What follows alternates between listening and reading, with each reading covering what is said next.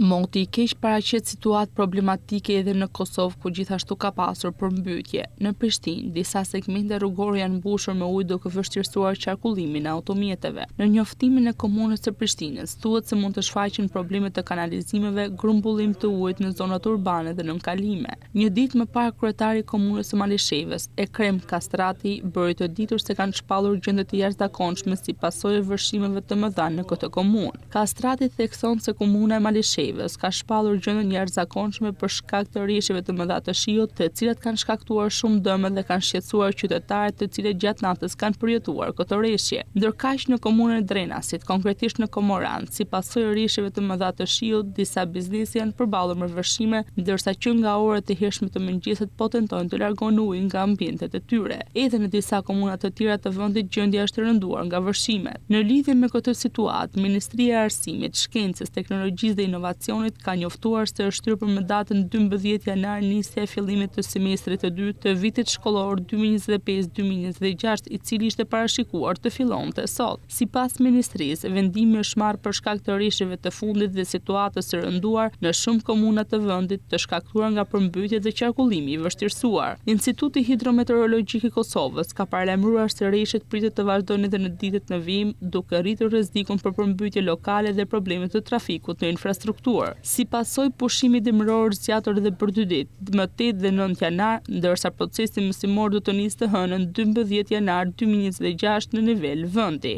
Ministria ka falendëruar prindërit, nxënësit dhe mësimdhënësit për mirëkuptimin, duke theksuar se siguria e nxënësve dhe stafit arsimor mbetet prioritet kryesor. Sipas Institutit Hidrometeorologjik të Kosovës, shumica lomejve në Kosovë, veçanërisht në pjesën perëndimore dhe qendrore, kanë pësuar ngritje të ndjeshme të niveleve, duke dalë në disa segmente nga shtratit dhe shkaktuar përmbytje lokale. Situata më e vështirësuar paraqet në lumin Drini i Bardh, Reniku, Bistrica, Deçanit, Topluha, Klina, Mirusha, lumi Drenica dhe lumi i Stogut, sidomos në degjet e tyre malore. Lumet në lindje dhe jug të vendit, si Ibri, Sitnica, Morava e Binçës, Lepenci dhe Neromdimja, kanë pasur ngritje të lehtë të niveleve dhe aktualisht nuk paraqesin problem. Banorët dhe autoritetet lokale kërkojnë të jenë vigjilentë dhe të marrin masat e nevojshme për parandalimin e dëmeve nga vërshimet.